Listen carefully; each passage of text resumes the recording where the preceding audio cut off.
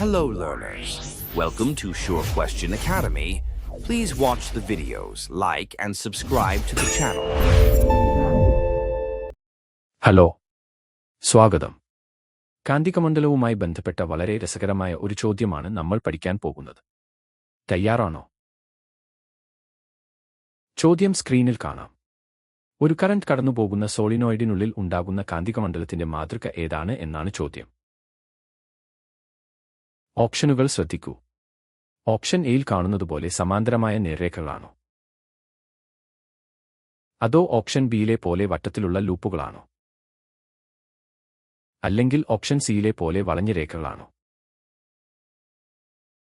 അതുമല്ലെങ്കിൽ ഓപ്ഷൻ ഡിയിലെ പോലെ ചെറിയ വൃത്തങ്ങളാണോ? ഈ സോളിനോയിഡിനുള്ളിൽ എന്താണ് സംഭവിക്കുന്നത് എന്ന് ഒന്ന് ആലോചിച്ചു നോക്കൂ. ഉത്തരം കിട്ടിയോ? മിടുക്കർ. ശരിയായ ഉത്തരം ഏതാണെന്ന് നമുക്ക് പടിപടിയായി കണ്ടെത്താം. ആദ്യം നമുക്ക് ഈ സോളിനോയിഡിന്റെ ചിത്രം ഒന്ന് നിരീക്ഷിക്കാം. എന്താണ് ഒരു സോളിനോയിഡ്?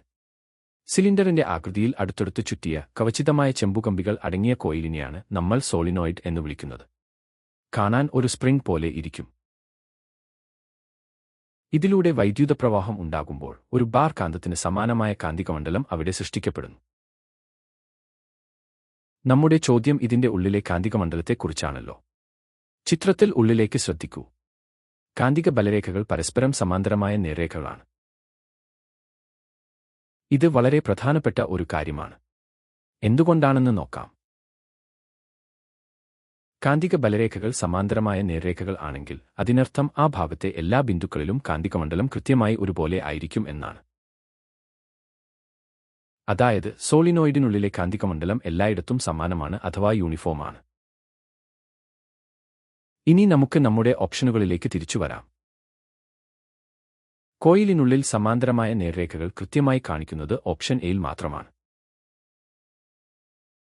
മറ്റ് ഓപ്ഷനുകളിൽ കോയിലിനുള്ളിൽ വളഞ്ഞതോ വട്ടത്തിലുള്ളതോ ആയ തെറ്റായ മാതൃകകളാണ് നൽകിയിരിക്കുന്നത്.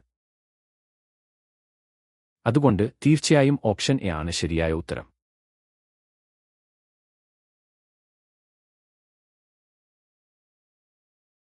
വളരെ നന്നായി പഠിച്ചു. ഈ പാഠഭാഗം എല്ലാവർക്കും വ്യക്തമായി എന്ന് കരുതുന്നു. അടുത്ത വീഡിയോയിൽ കാണാം. എല്ലാവർക്കും വിജയാശംസകൾ.